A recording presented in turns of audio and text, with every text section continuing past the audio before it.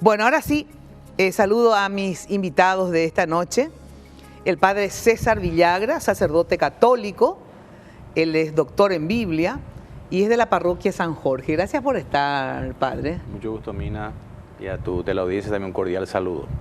Está con nosotros el rabino Gustavo Darío Katsuni. Él es rabino de la comunidad judía del Paraguay. Gracias por estar, Gustavo. Muchísimas gracias por la invitación, es un honor estar acá.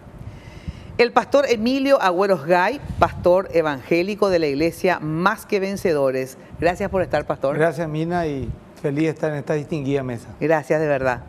Se encuentra con nosotros Abdum Nur Batem. Él es misionero de la comunidad musulmana Hamadía. ¿Está todo bien? Sí, todo bien. Gracias por la invitación. Gracias por estar, gracias por estar.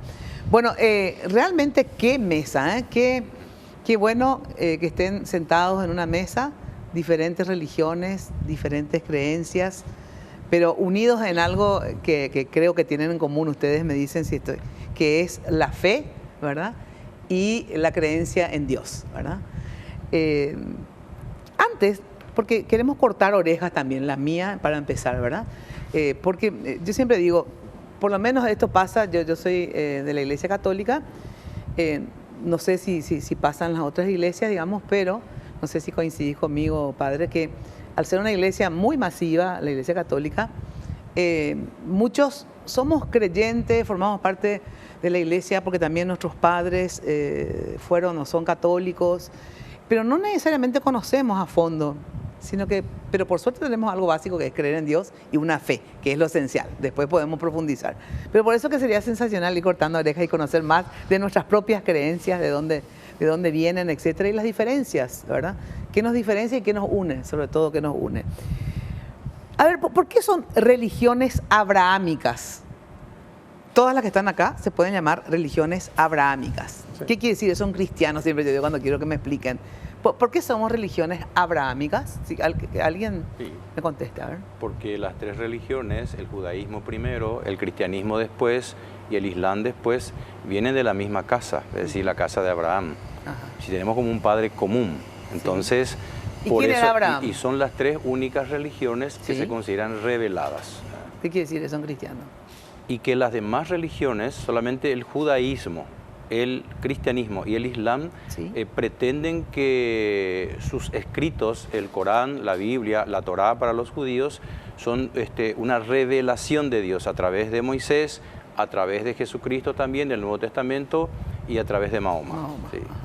Las demás religiones son como filosofías religiosas, pero no son religiones... A ver, ¿y quién fue Abraham? Por eso es que todos vienen de ahí. Abraham fue un gran profeta, dice que es padre de los profetas. No fue el primero, pero fue uno de los grandes profetas. Y desde Abraham tuvo varios hijos, dos importantes eran Isaac y Ismael. Y desde Isaac vino Jacob y la línea israelita, vino Moisés. Y después de un tiempo, casi 1300 años, vino Jesucristo para guiar a los judíos. Y desde la línea Ismael vino el santo profeta Muhammad, la paz y las bendiciones de Allah, Dios, con todos los profetas, para traer la última ley, que es el Sagrado Corán. Ahora, todos son monoteístas, todos creen en un Dios, ¿verdad? Exactamente. ¿Quién es Dios para los judíos? Bueno, ¿Cómo definen a Dios? No, nosotros... Porque está Dios, Alá, ustedes lo llaman Alá. Sí. ¿Es el mismo Dios? Sí, es el mismo Dios. Creo que, a ver, es muy difícil cuando uno puede decir, nosotros tenemos un filósofo, Maimónides, que él decía que es mucho más fácil decir que no es Dios que es Dios, porque cuando uno pretende definir qué es Dios, probablemente uno cometa el error de aquello que vos querés definir, lo terminás limitando. Y Dios es aquello que no tiene límites, que no tiene un límite humano. Lo que sí podemos decir es que es el creador de todo lo existente, es aquel que nos guía, que nos mantiene y que de alguna manera también confía en nosotros y que nos convierte en socios creativos de la creación. Ahora, ¿cuál es la diferencia? Porque tanto los evangélicos como los católicos son cristianos, ¿verdad? ¿Cuál es la diferencia y cuándo empieza digamos. Entre el catolicismo y el protestantismo, por lo menos lo que recordamos esta fecha, estamos totalmente de acuerdo. Creemos como un fundamento de nuestra fe la muerte y resurrección de Cristo en expiación de nuestros pecados. El apóstol Pablo lo dice en 1 Corintios capítulo 15, que si Cristo no resucitó, van en nuestra fe y van en nuestra esperanza. Así que para el cristianismo, Cristo es el Mesías, el Hijo de Dios, y es el que murió en la cruz por expiación de los pecados del hombre. Eso recordamos en esta Semana Santa, su resurrección, que la creemos literal e histórica, que Dios levantó a su Hijo de entre los muertos, y todo aquel que cree en Cristo llega a Dios a través de la fe en Cristo y el sacrificio que Él hizo en la cruz del Calvario, que ya tiene connotaciones del libro de Génesis.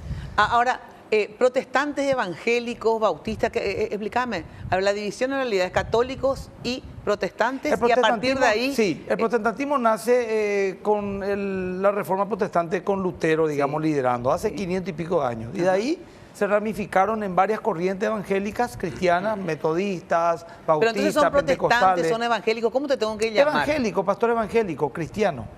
Yo soy un pastor evangélico cristiano y estoy basado en la palabra de Dios como nuestro manual de conducta y de fe. Justamente, en la Biblia, el Nuevo Testamento más que nada. ¿Cuál es la Sagrada Escritura para cada una de estas religiones, verdad? Para nosotros, la Sagrada Escritura, la primera base es lo que llamamos la Torá, que es lo que se conoce como el Pentateuco. Son los 5 libros que le fueron revelados a Moisés por intermedio de él a todo el pueblo de Israel en el monte Sinaí. Luego hay un desarrollo que nosotros en hebreo lo llamamos con una abreviatura.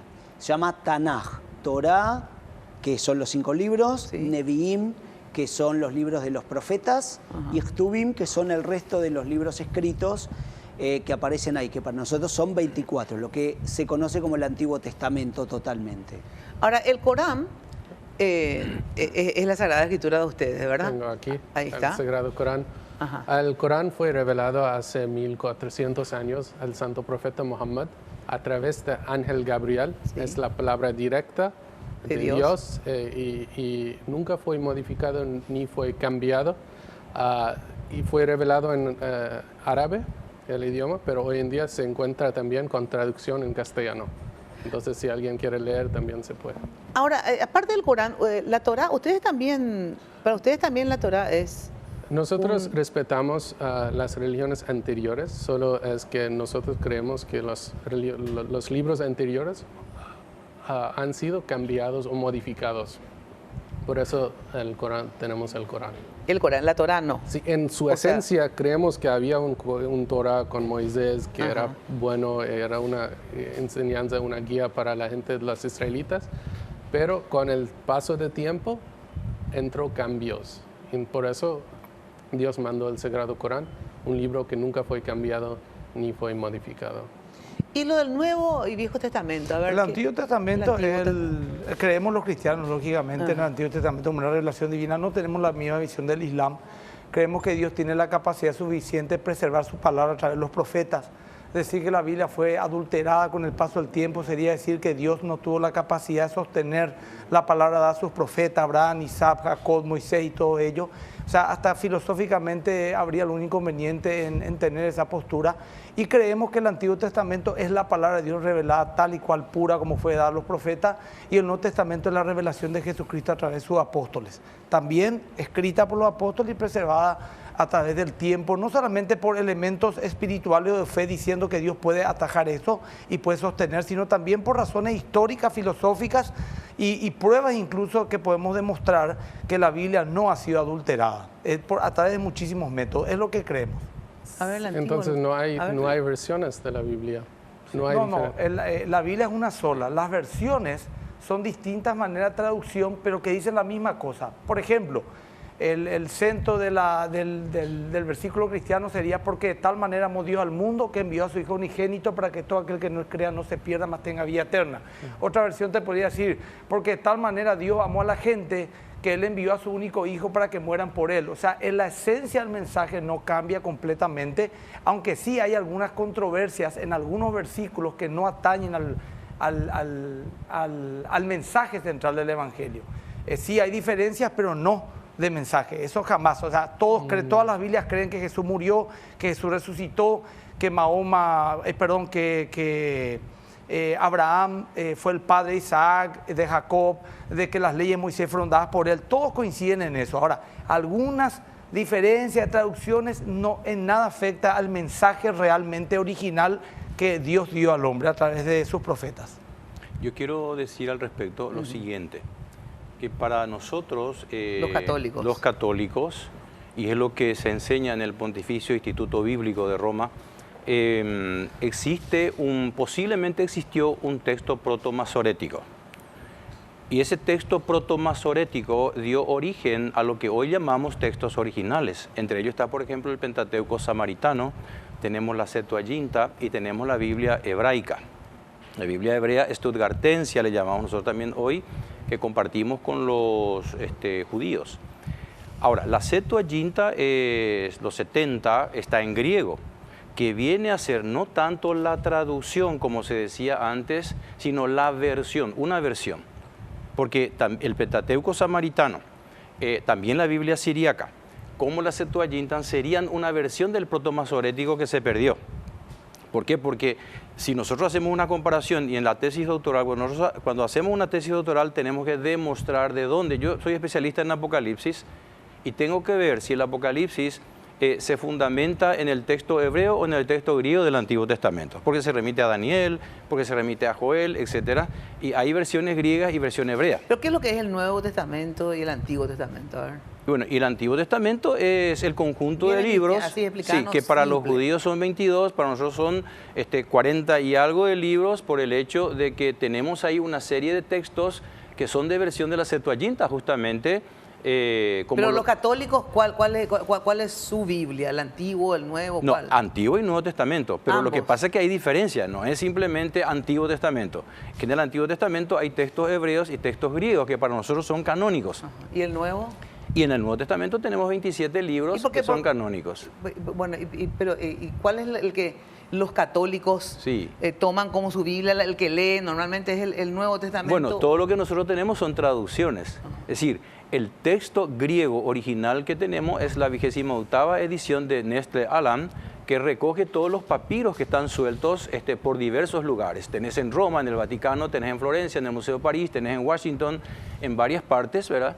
Y eso se ha hecho un solo texto en esta 27ª y después 28ª edición, ¿verdad? Con representantes de diversos grupos religiosos digamos, cristianos, entre ellos la Iglesia Católica, la Ortodoxa griega, los luteranos y otros grupos religiosos que han buscado fotofilmar todos estos textos y han conformado esta 28ª edición con todos los papiros, es decir, dónde se encuentran, de qué año procede y que por lo tanto, y cuáles son los textos que hay que elegir como el más antiguo y más breve, porque se elige la Lectio Facilior y la Lectio Difficilior y la Brevior, porque son características de los más antiguos. A ver, yo quisiera decir algo. Yo creo que si uno hace, por ejemplo, recién el señor mencionaba muy bien diferencias, por ejemplo, entre diferentes traducciones. Por ejemplo, el texto de la Septuaginta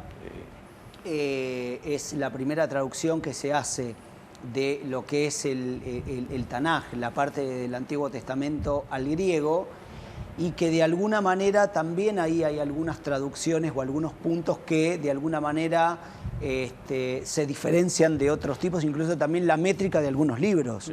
La cantidad de capítulos, exacto. Por ejemplo, ahí en la edición de la Septuaginta, en vez de tener la tradición más aceptada por todos nosotros, que por ejemplo son 150 salmos, ahí aparecen 151, el largo del libro de Jeremías también varía en todo eso. Lo que sí a mí me gusta decir es que esencialmente, más allá de todo eso, yo siempre busco rescatar que todos, me parece que apuntamos a lo mismo, todos apuntamos a Dios.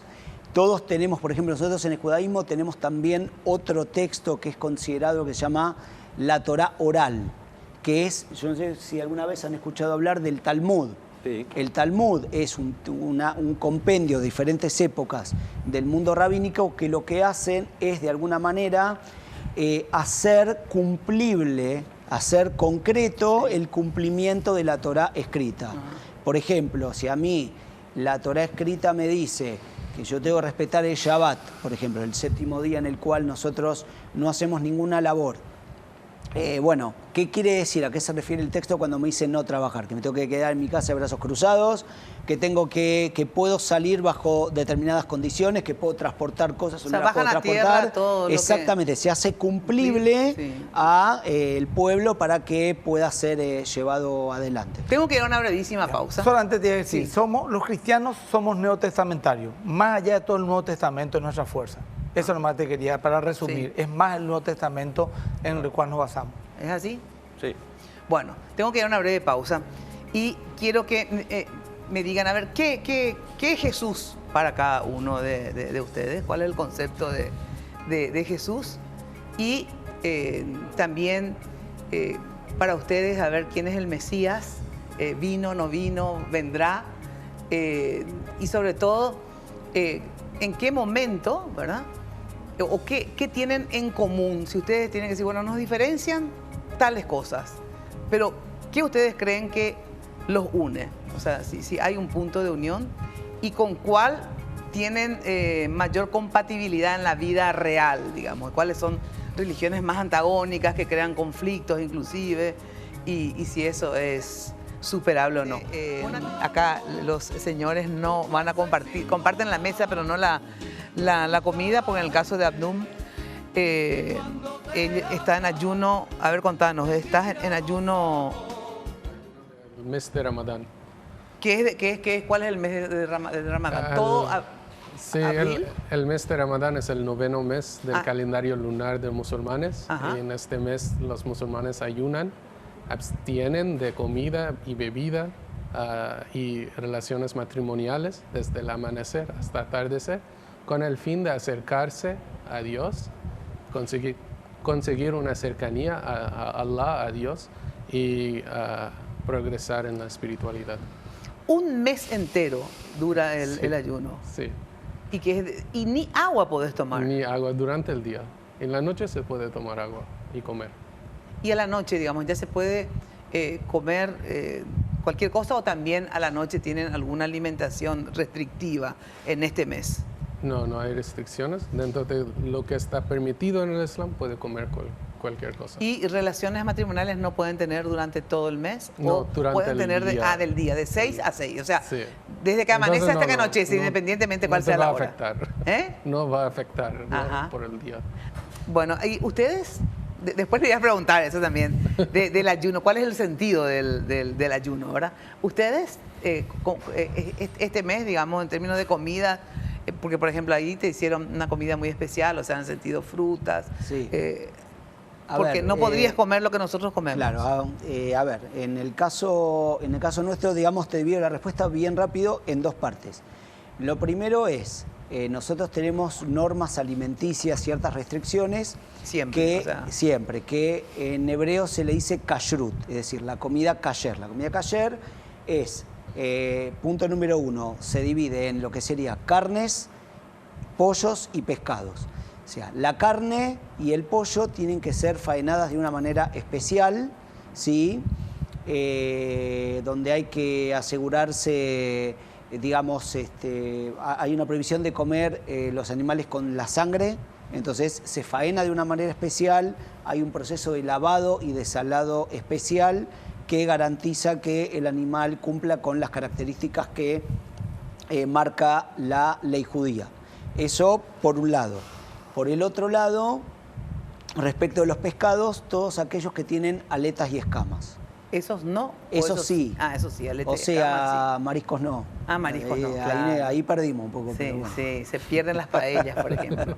Bueno, pero y en esta semana en particular, digamos, que hay una dieta especial, digamos. Y esta semana en particular, que se empieza la Pascua judía, que va a estar comenzando el viernes a la noche y se extiende durante 8 días. Entonces ahí tenemos la restricción de comer todo alimento que sea leudado a base de 5 cereales: trigo, avena, cebada, centeno y espelta, ¿sí? Y en general nosotros hacemos una limpieza en nuestras casas, lavamos bien los cubiertos, eliminamos todo ese tipo de de harinas, porque la Pascua judía lo que recuerda es la salida del pueblo de Israel de Egipto, la liberación de Egipto, y en el momento en el cual el pueblo de Israel sale liberado de la tierra de Egipto de la esclavitud, no tuvieron tiempo de esperar a que la masa que estaban preparando leudara. Entonces nosotros comemos algo que se llama matzá, que es como tiene forma de galletas, sí, como un pan sin leudar, que no tiene levadura, sí, y que nos acompaña durante los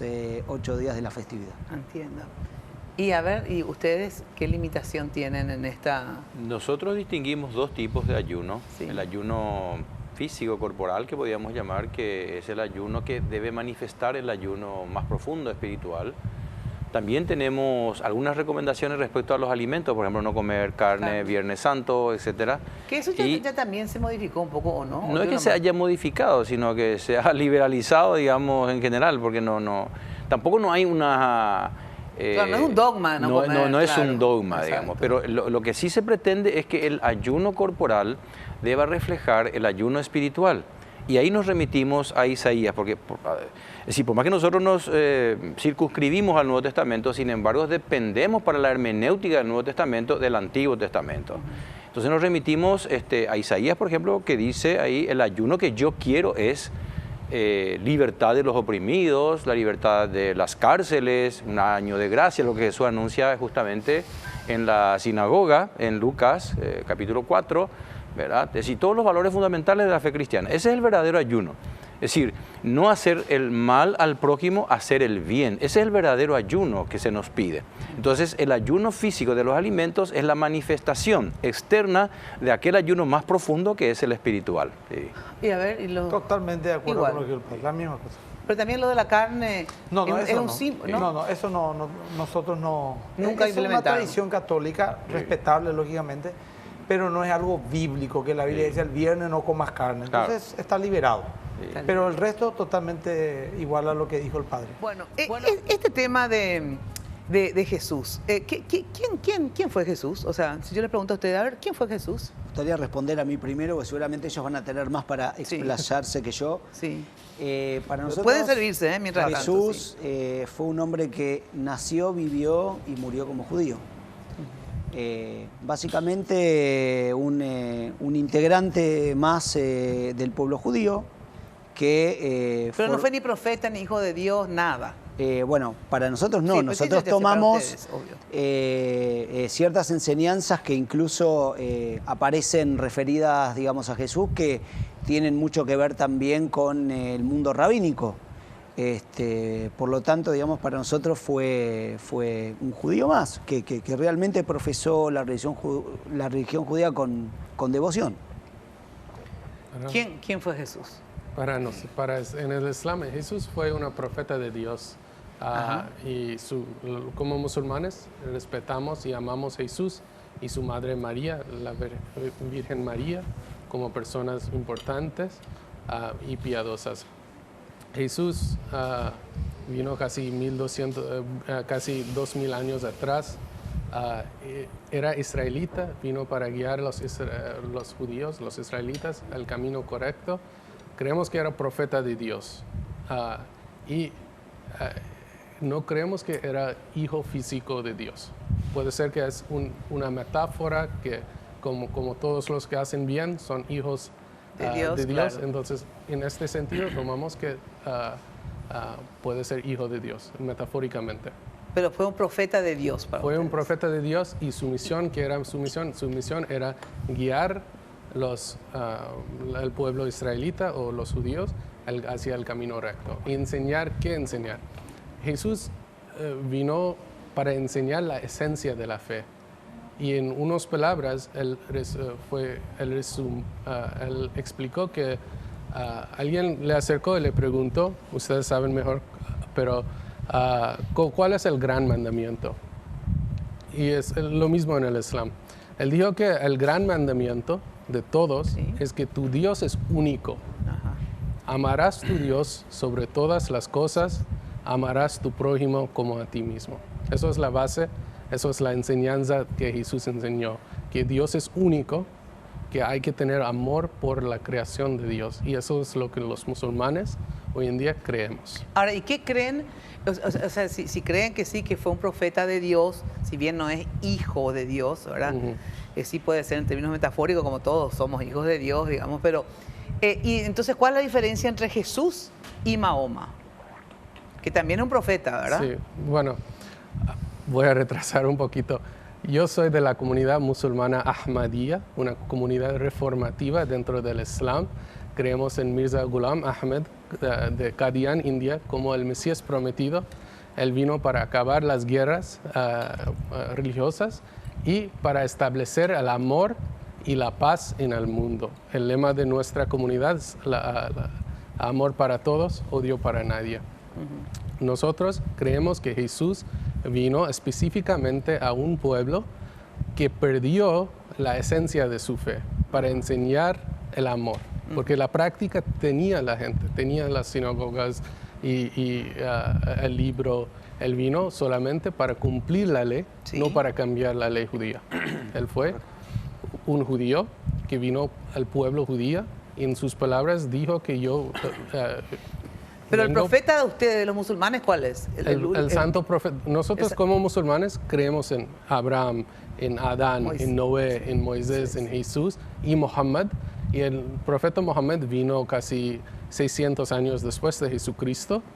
Y la diferencia es que él vino con el ley, que Dios mandó una ley para todo el mundo. Y él trajo esa ley, que es el Sagrado Corán. Anteriormente el mundo estaba desconectado. Entonces Allah o Dios mandó profetas a cada pueblo. Sí. No podemos decir que un pueblo es elegido o somos desiguales como seres humanos o nacimos desiguales. No, cada persona nace igual. Pero ¿cuál sería la diferencia entre Jesús y Mohamed? A ver, los dos son profetas. Sí. La gran diferencia es que el santo profeta Muhammad trajo el último ley, que es el Sagrado Corán, que nunca fue cambiado ni fue modificado. Y que se puede aplicar para todos los tiempos y en todos los lugares. Y también él es un profeta de Dios, pero no es hijo de Dios, no tampoco. No, nosotros ustedes no tienen ese concepto de hijo de Dios, ¿verdad? No tenemos el concepto de hijo físico de Dios, ni divinidad, no damos divinidad a ninguna persona. Sí. Respetamos a todos los profetas, sí. Respetamos mucho a Moisés, a Jesucristo, a María, pero no damos divinidad a ninguna persona. Para nosotros Jesús es Dios hecho hombre, no solamente hijo de Dios, es parte de la Santa Trinidad, que son uno mismo en esencia.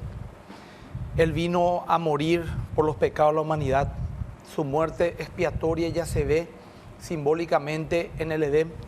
En Génesis 3, Adán y Eva pecan, quedan desnudos, estaban desnudos, sienten vergüenza, se esconden de Dios y tejen hojas de higuera para tapar su desnudez. Y cuando Dios les ve, les desnuda de vuelta, mata un animal del campo para tapar con su piel los pecados y les expulsa al paraíso.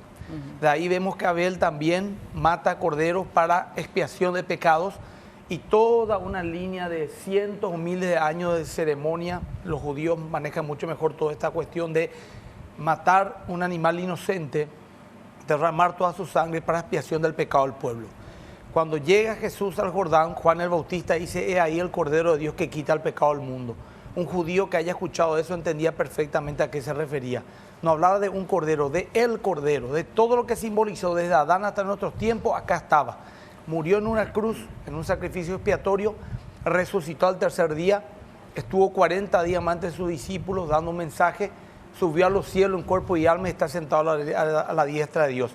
Y todo aquel que en él cree será salvo. Para el cristianismo, es por un lado nuestro mensaje es y los que no creen no serán salvos. No son salvos, no son salvos. Por eso es el evangelismo. Jesús dijo: ir por todo el mundo y hacer discípulos, ¿verdad? Lógicamente toda persona es digna de respeto y no vamos a imponer nuestra fe a nadie. Jesús jamás dijo eso, que lo hagan, pero sí habló a que persuadamos, a que prediquemos con denuedo para que todos reciban este mensaje. Es así de exclusivo el cristianismo en ese sentido. Por eso es que es imposible en ese aspecto conciliar la visión, por ejemplo, del rabino o del amigo acá musulmán, porque al tener la visión que ellos tienen, quita totalmente la esencia de lo que es para nosotros, nos han enseñado los apóstoles, los profetas y Jesucristo mismo, que Él era el Hijo de Dios encarnado que venía a morir por los pecados de la humanidad. A ver. Quiero agregar algo. Los musulmanes no tenemos monopolio sobre la salvación. No creemos que es solamente al convertirse al Islam uno está salvado. Creemos que los cristianos, los judíos y de cualquier otra religión, si hace bien y vive bien y tiene amor por Dios, va a ser salvado. No hace falta convertirse en el Islam para la salvación. Para nosotros es igual. Sí, quiero, al respecto. Yo coincido con el pastor prácticamente en todo. Es solo el tema de la salvación es que ahí salgo un poco de la Biblia, porque tampoco en la Biblia dice que hay que ser cristiano para salvarse. Al Concilio Vaticano II, que quizás sea el concilio más grande, el concilio ecuménico, que ha invitado, digamos, a ateos, a pastores, a judíos, un concilio que fue convocado por Juan XXIII. Y ahí se dice que el juicio final se basará sobre la conciencia libre y personal de cada uno. Esa es la enseñanza católica.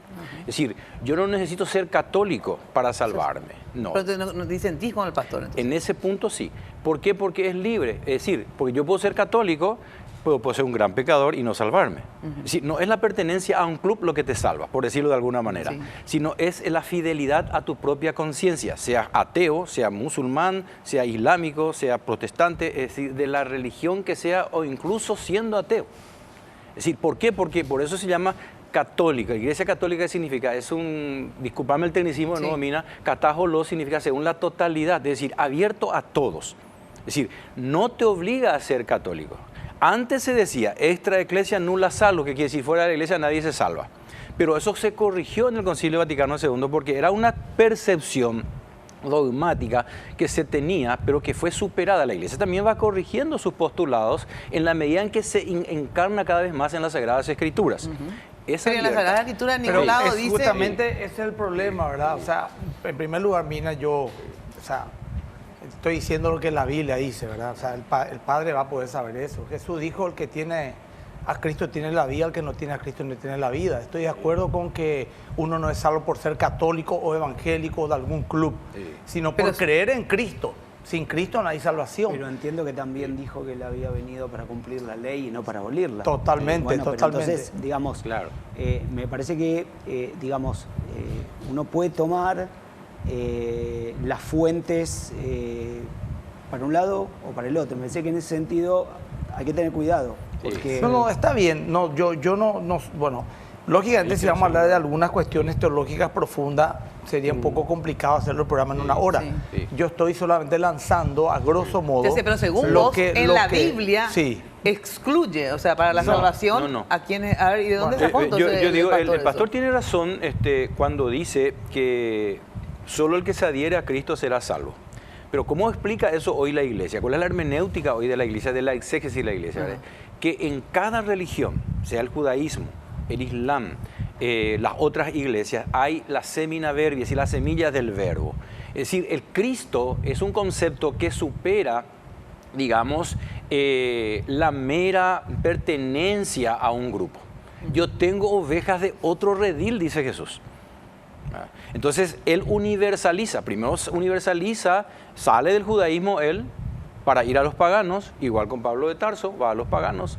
Y entonces, evidentemente, la religión se abre. Ahora, si bien vos decís que efectivamente no es excluyente, no solo el que cree en Cristo será salvo, ¿verdad? De alguna manera, el que vive de acuerdo a su conciencia cree en Cristo. Bueno, espera, pero de todas maneras, lo que les pregunto es, pero sí no será salvo el que, digamos, no vive acorde a su creencia, el que peca, ese no será salvo. No, la iglesia no dice creencia. La iglesia enseña la conciencia. Vos tenés que ser fiel a tu conciencia, amigo.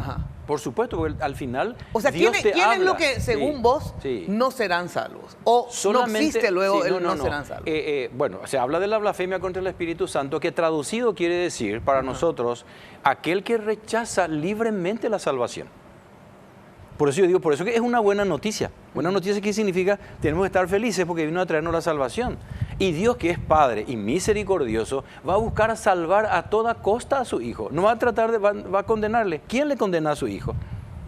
Y bueno, pero si alguien no quiere ser hijo de Dios, no es su hijo.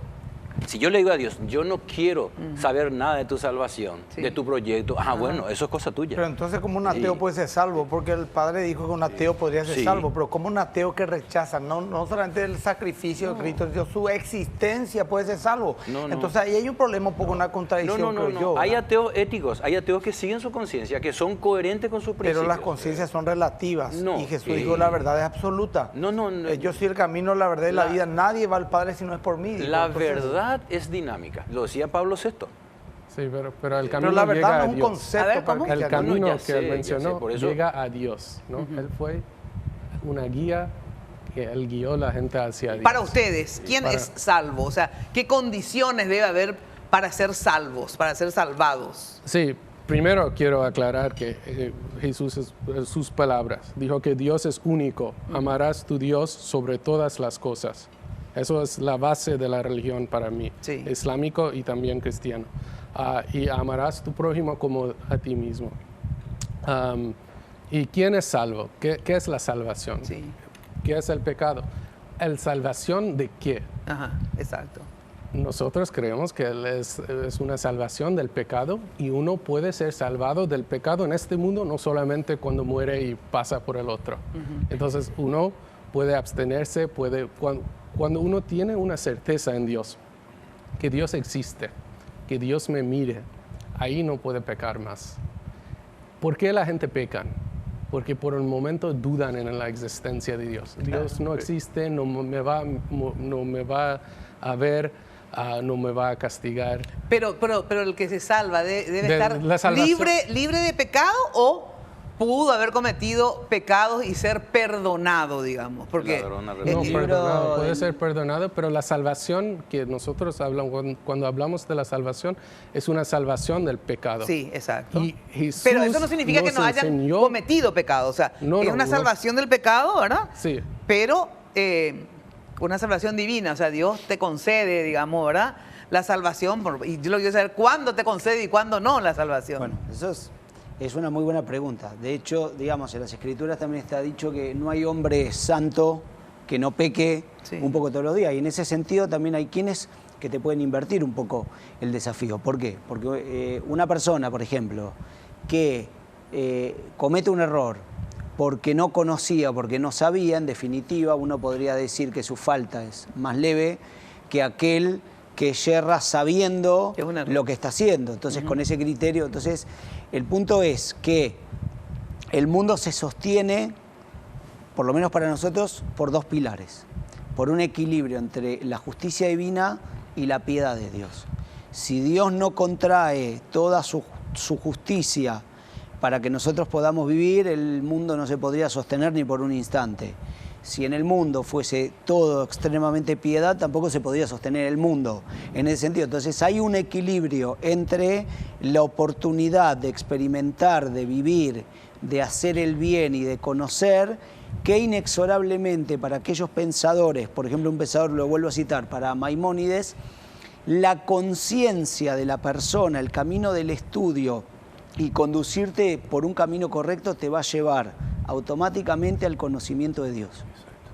Bueno, en ese punto, mira, permíteme por favor, coincido yo con el rabino por el hecho de que en el fondo, como preguntabas, ¿cuáles son los requisitos para salvarse? Para el cristianismo se reduce en Mateo 5, 6 y 7, el Sermón del Monte. ¿Y qué es lo que dice el Sermón del Monte? Justicia, misericordia, piedad, paz, es decir, valores fundamentales que compartimos en toda la humanidad. Para el pastor, y no sé si para ellos, para la Biblia.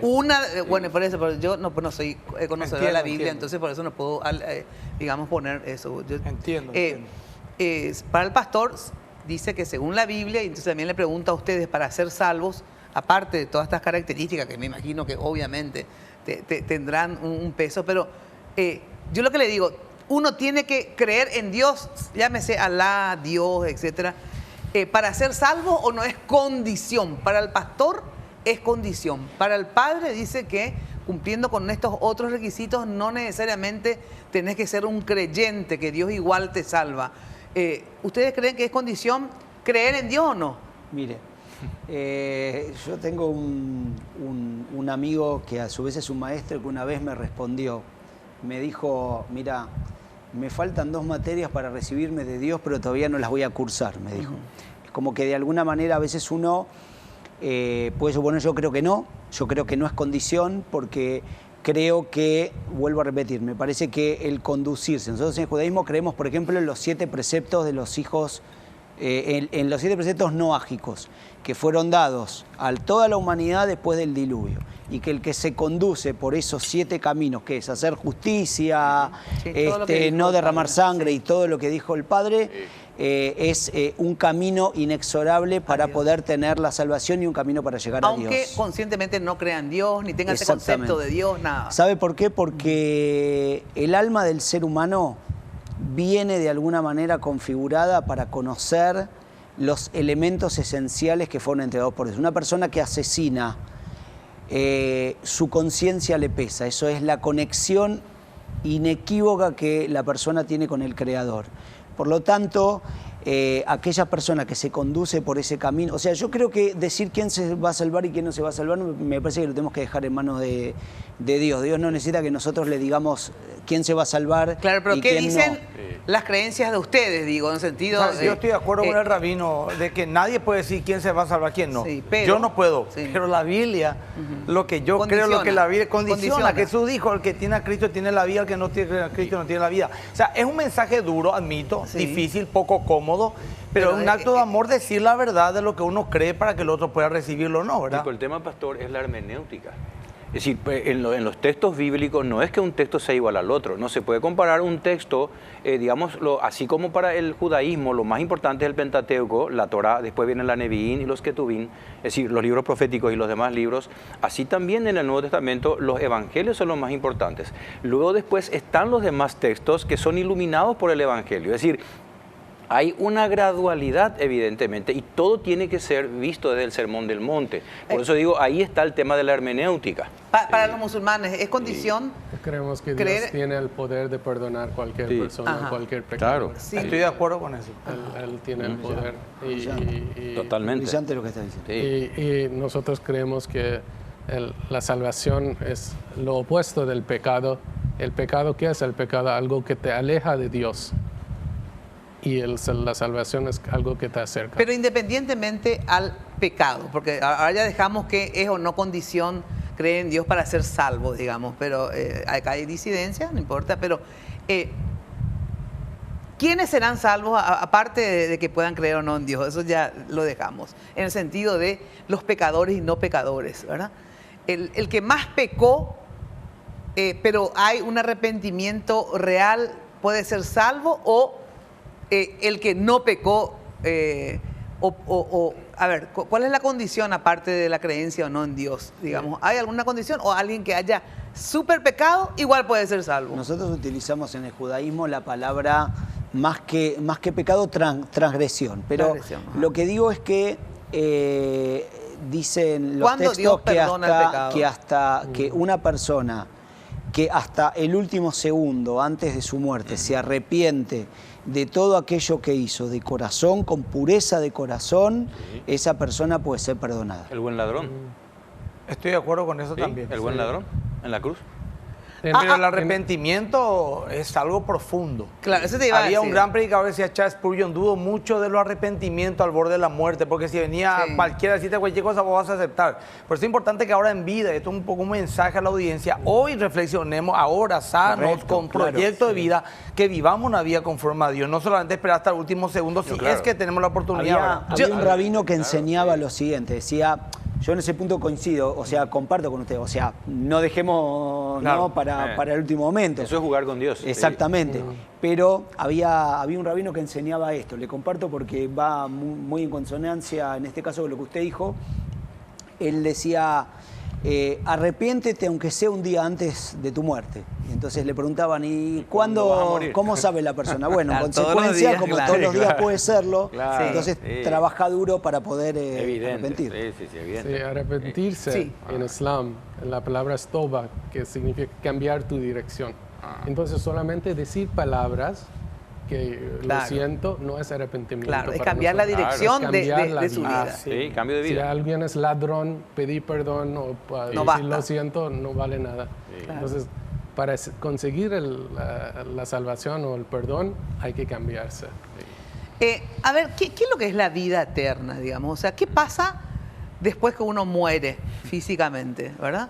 Para las diferentes creencias aquí en la mesa. ¿Y por qué, si, digamos, basta con que haya un arrepentimiento para ser salvos, las religiones en general, digo, no fueron también, no sé si usadas, pero sirvieron de contención social también, ¿verdad? O sea, muchas religiones sirvieron para que, así como las leyes sirven para encaminarse, porque si no hubiera sanción a matar, a robar, etcétera, probablemente hubieran habido más muertes, más asesinatos y más robos, pero como hay un castigo, obviamente la gente cuida de no cometerlos, digamos, ¿verdad? En religión también es así, o sea, como es pecado, y ante el pecado hay, digamos, una sanción, y cuando uno cree en Dios también teme a Dios, ¿verdad? ¿Qué pasa? ¿Por qué el mundo, digamos, está tan revoltado, como dirían los brasileños? ¿Sí? ¿Por qué hay tantos asesinatos, tantos robos, etcétera? Es que porque usted, así como se habló del fin de las ideologías, ¿verdad? Hay un fracaso en el mensaje de las diferentes religiones acá presentes, por ejemplo, por eso es que hay tanta gente que mata y tanta gente que hace daño y tanta gente que roba. Me contestan eso luego de la pausa, ¿sí? Pausa. Bueno, este tema de salvarse o no salvarse, pecar o no pecar, ¿qué pasa con el mundo en general, con la humanidad, digamos? Es porque cada vez se cree menos en Dios y por lo tanto también se le teme menos, ¿verdad? O al revés, ustedes difunden un mensaje, digamos, tan conciliador en el sentido de que vamos a ser perdonados todos, hagamos lo que hagamos más o menos, ¿verdad? Entonces, bueno, un pecadito más, uno menos, digamos, ¿verdad? Porque es un Dios ya demasiado bondadoso, entonces ya no lo tememos, ¿verdad? O el mensaje de las diferentes iglesias, religiones, no está entrando, porque no sé si acuerdan conmigo que, digamos, hay mucho desorden en el mundo, ¿verdad? Desde guerras, asesinatos casi todos los días en nuestro país, diferentes tipos, digamos, de pecados o de inconductas, ¿verdad? Y yo siempre dije que las religiones también servían para justamente contener a la humanidad y llevarle por un mejor camino, digamos, ¿verdad? De verdad, últimamente o han fracasado, o están fracasando, o no. A ver, ¿qué está pasando con el mensaje? ¿O qué está pasando con la fe? Bueno, Mina, tiene una respuesta escatológica también lo tuyo, ¿verdad? Por lo menos para el protestantismo, lo que la Biblia dice es que somos pecadores y seguiremos pecando y este mundo seguirá en caos hasta que se cumplan las profecías de la segunda venida de Cristo, los cuales es nuestra bendita esperanza. Pero durante este tiempo, sí, el ser humano va a tener que seguir lidiando con las consecuencias de la rebeldía contra Dios. De hecho, uno puede ser católico, evangélico, judío, lo que vos quieras, pero eso no significa nada si tu corazón no está transformado. Eso no significa nada si es meramente una religión nominal. Todas las religiones concordamos con que el cambio tiene que ser esencial, de adentro para afuera, ¿verdad? ¿Y por qué no está habiendo ese cambio? Y pero hay en individuos, sí, pero no hay en comunidades, a no ser comunidades pequeñas que han experimentado esos cambios. Y eso responde, en cierta parte, todo lo que te digo es lo que creo en base a la palabra de Dios, está en la Biblia, en base a la dureza del corazón del hombre, y eso se va a acabar recién cuando Cristo regrese. Es nuestra profecía, es nuestra fe, es nuestra esperanza. Y mientras tanto, el ser humano lidia. Más pecando hasta que Cristo vuelva y esperemos que nos libera a todos. No me expliqué bien entonces, no. Yo creo, y recién lo di mi postura, de que aquel que no tiene una vida transformada se pierde eternamente y para siempre. Es una condenación que la Biblia habla claramente. Entonces sí hay consecuencias, y es un mensaje muy duro, muy duro. Para esta vida y para el más allá. Lo que pasa es que ustedes también hablan de perdón paralelamente. Entonces, pero está bien, pero es también parte del carácter de Dios el perdón. Sin perdón, ¿dónde estaríamos, verdad? Esto es para el que es sincero, Mina. El que no es sincero te va a decir, bueno, me perdona, hago lo que quiero. O perdón, y vuelvo a cometer los exactamente. El perdón verdadero implica el amor, pues te compromete y el cambio más. En la conducta. Exactamente. Digamos. Si se cae, por ejemplo, un maletín lleno de dinero, en un río y caudaloso y viene Ali y dice, tírense a los soldados y sálvenme eso, a lo mejor dudarían. Pero si cae una niña de 5 años, un niño, instintivamente saltarían aunque pierdan la vida, porque el amor tiene una motivación mucho más fuerte que la intimidación.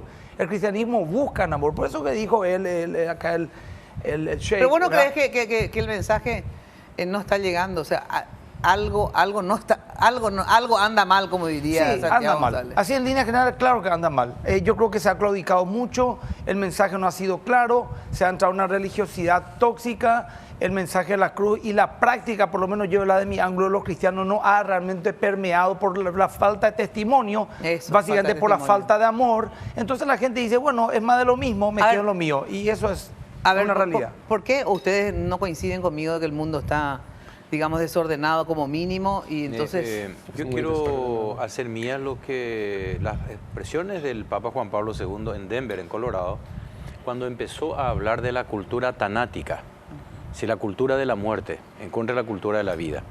Es muy cierto todo lo que dice el pastor. Hay falta de testimonio, digamos, el mensaje no ha sido claro. Estos factores que suman, evidentemente, pero también tenemos que decir que hay una especie de antirreino de Cristo. Así que procura establecer en el mundo un sistema adverso al reino de Dios. Totalmente. La cultura de la muerte. La cultura tanática que le llama... Pero ¿y por qué ese antirreino, verdad? Y porque el hombre está ganando terreno. Y está ganando terreno porque maneja el poder real. El Apocalipsis por eso es muy interesante para explicar esto. Y como es mi especialidad, ¿verdad? Ahí habla de los reyes de la tierra, los comerciantes de la tierra y los habitantes de la tierra. Y este genitivo de pertenencia de la tierra significa que las personas quieren instalarse en la tierra, que no tienen un miramiento al más allá. Entonces trata de construir, de contrarrestar y de negar todo lo que es, digamos, el anuncio de Cristo. Entonces ahí tenemos una cultura adveniente, negativa, tóxica, que es también atrayente por el hecho que te promete dinero, poder, escalar, etc. Si en el mundo tenemos mucho, y la nueva cultura pagana. El Papa también había hablado del neopaganismo. Es decir, el neopaganismo significa ir derribando el cristianismo o las religiones en general, de manera a instalar otra vez una especie de naturalismo. Es decir, que el hombre haga lo que quiera. Entonces esto también, evidentemente, que lleva, y sobre todo como la gente no tiene formación, y de eso somos culpables nosotros, no tiene formación y fácilmente es manipulable por las ideologías de turno. Totalmente. No tiene formación. A mí me gustaría tratar de ordenar, te prometo, lo más sintético posible. Me gustaría ordenar un poco esto. Me parece que no hay una sola causa por la cual uno pueda entender esto. A mí me parece que respecto de las creencias religiosas, yo me parece, y te digo con mucho optimismo, me parece que dentro de tanto mal que hay dando vuelta alrededor, me parece que el vínculo entre las religiones está pasando el mejor momento.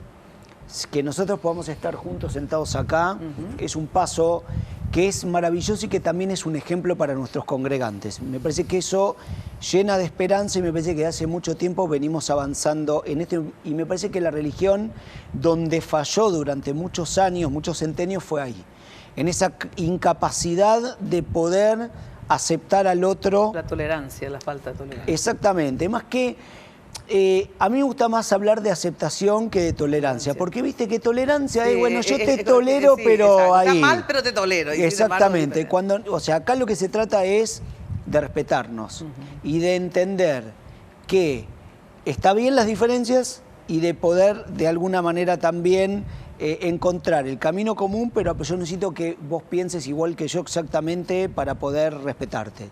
Ese es el primer punto. Entonces, creo que en esa parte es donde la religión ha venido fallando y creo que ahora estamos dando pasos agigantados en ese punto.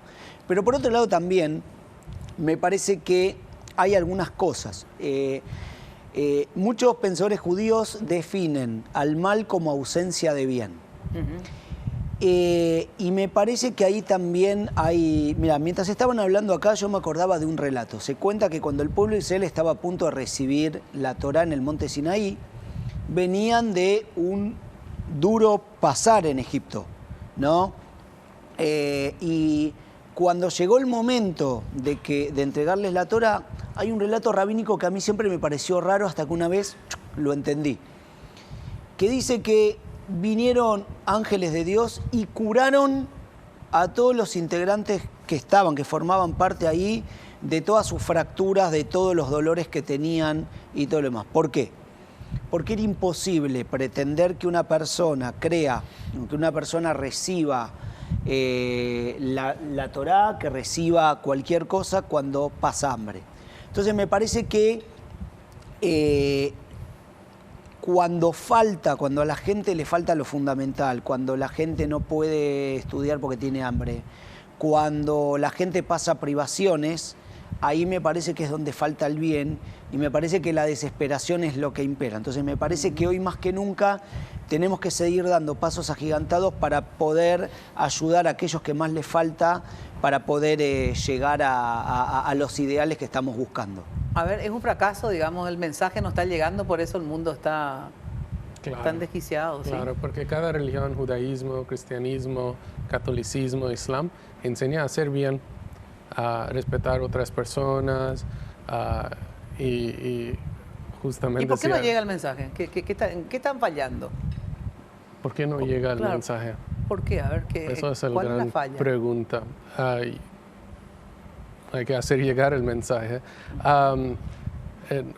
Si el médico receta algo a un paciente y el paciente no toma las pastillas, entonces puede culpar el médico o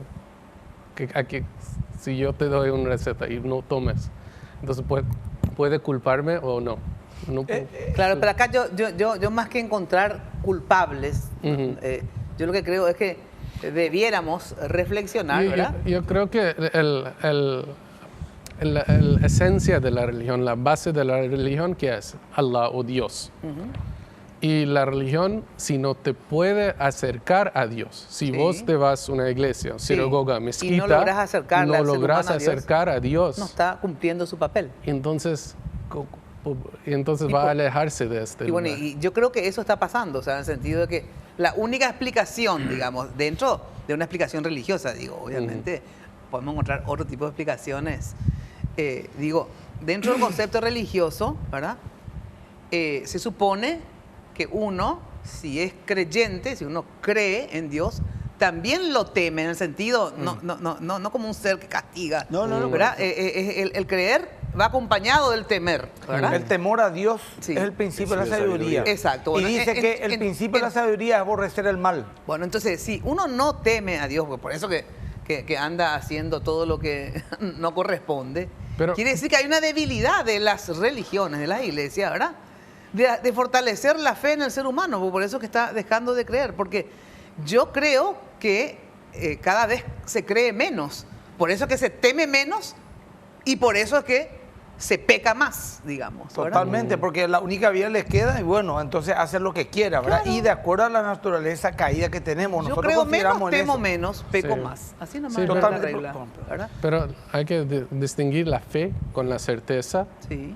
Y el tema es que si quedas en la fe, vas a seguir pecando y vas a alejarse de la religión y de las prácticas de Dios.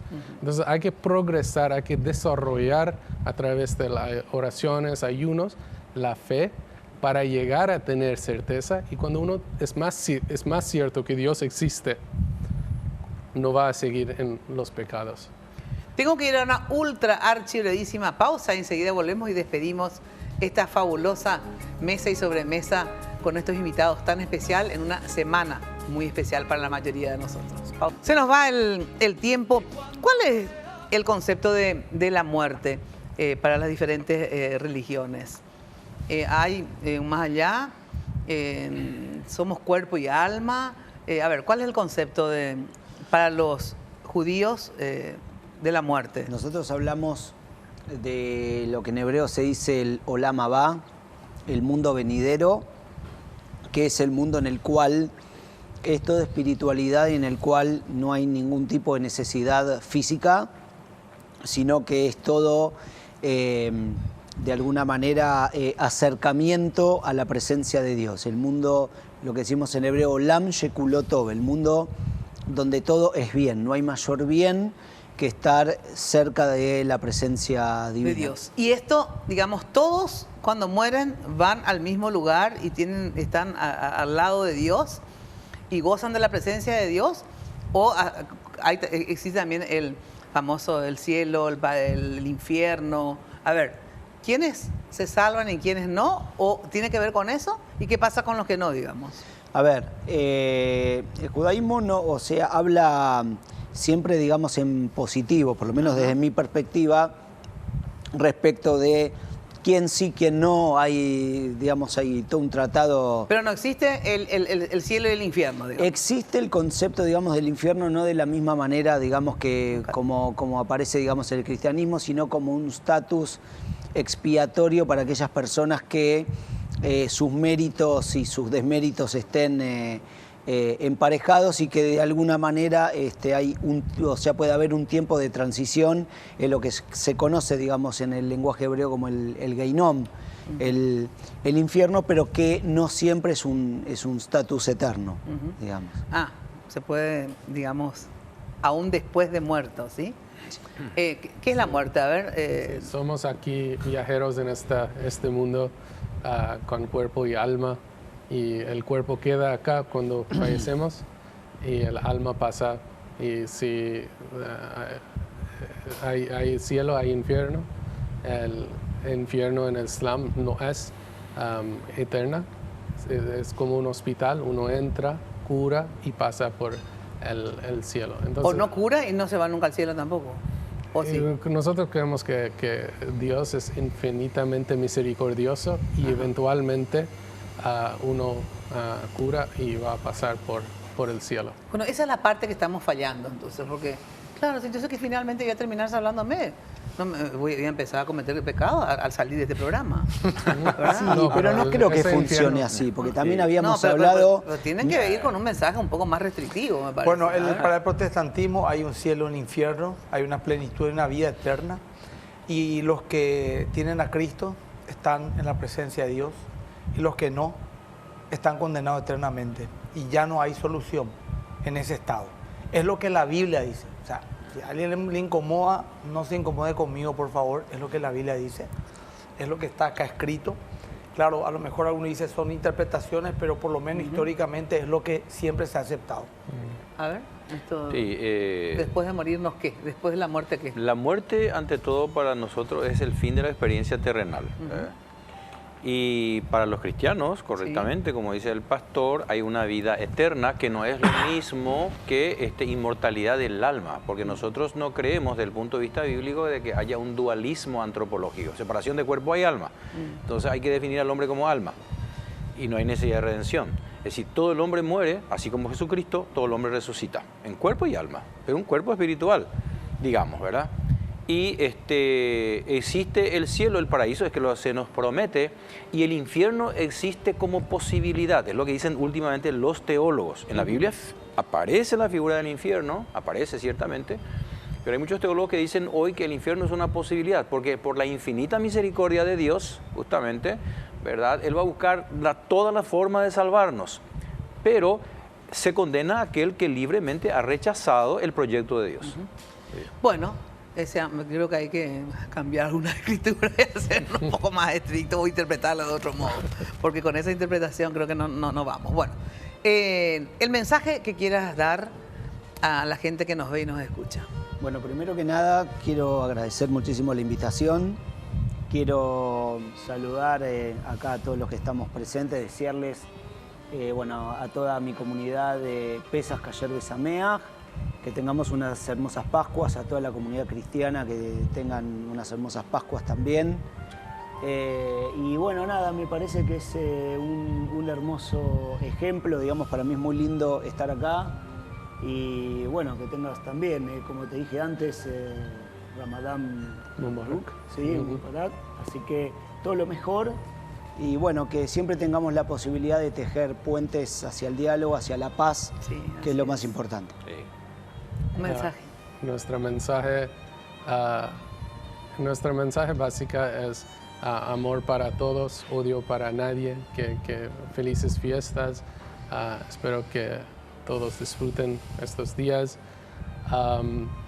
y que la gente busquen paz y amor en su vida y practiquen bien sus religiones, sea cristiano, católico, judío, musulmán, practica bien su propia religión y investiga también, aprende más sobre su religión y trata de conseguir más espiritualidad en la vida, porque es la conexión con Dios que nos va a dar paz. Es como un bebé recién nacido llora porque necesita pecho. Entonces, cuando consigue su mamá, está tranquilo. Y nosotros, nuestras almas, están llorando porque no tenemos la conexión, no estamos conectando. Estamos llorando, haciendo cualquier cosa y cayendo en el materialismo porque no estamos conectando con Dios. Gracias. Pastor. Bueno, una pregunta que Jesús dijo fue, ¿de qué sirve al hombre ganar el mundo entero si pierde su alma? Y yo creo que ahí está la reflexión más importante de la vida. Si es que uno va a vivir eternamente y esto es pasajero, tiene que atender muy bien en qué está creyendo y qué está viviendo. Jesús le invitó a todos, vengan a mí los que están cansados y trabajados, que yo les haré descansar. Y mi mensaje como cristiano y hombre de fe es que se acerquen a Cristo, que vivan lo que Cristo vivió, porque Él dijo, si me aman, guarden mis mandamientos, porque ese es el fin del hombre, estar eternamente con Dios. Y uno en cierta medida decide qué va a hacer con su vida.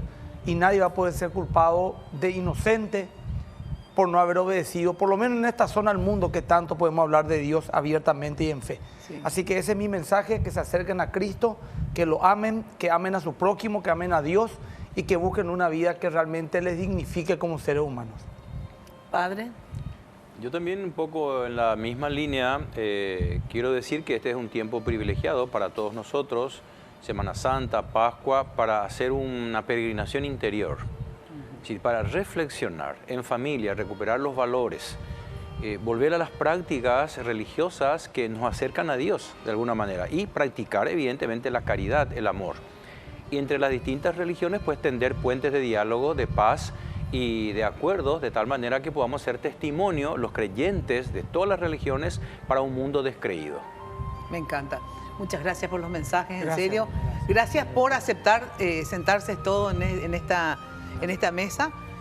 Coincido con el rabino, que es para mí por lo menos muy simbólico y muy emocionante saber que a pesar de las diferencias, ya sea muchas veces ideológicas o en este caso religiosas, ¿verdad?, podamos respetar al otro, ¿verdad?, y ser, yo también me gusta la palabra igual, tolerante, pero el respeto sí, por encima de todo, sin lugar a dudas. Y bueno, que podamos vivir en un mundo de más amor, ¿verdad? Y yo siempre divido a los seres humanos más que en musulmanes, judíos, protestantes, católicos, cristianos, etcétera, en gente buena y gente mala, ¿verdad? Hay gente buena y gente mala, porque hasta de repente una persona que haya cometido algún delito, ¿verdad?, es buena gente. Entiendo. Y otros que a lo mejor no cometieron el delito y es mala gente, cuando tenés el espíritu y el alma, ¿verdad?, no pura y no. Entonces, bueno, tratemos todos los días, independientemente de que seas ateo, que seas musulmán, que seas judío, de ser buena gente. Y creo que eso seguro no solamente nos salvará en relación a la eternidad para quien cree o no, lo importante es que vamos a tener un mundo mejor de ese modo. Muchísimas gracias, muy buenas noches. Ya sabes que nos volvemos a encontrar el próximo domingo acá por la tele y de lunes a viernes te espero siempre de 16 a 18 horas por Radio Monumental. Gracias y felices Pascuas.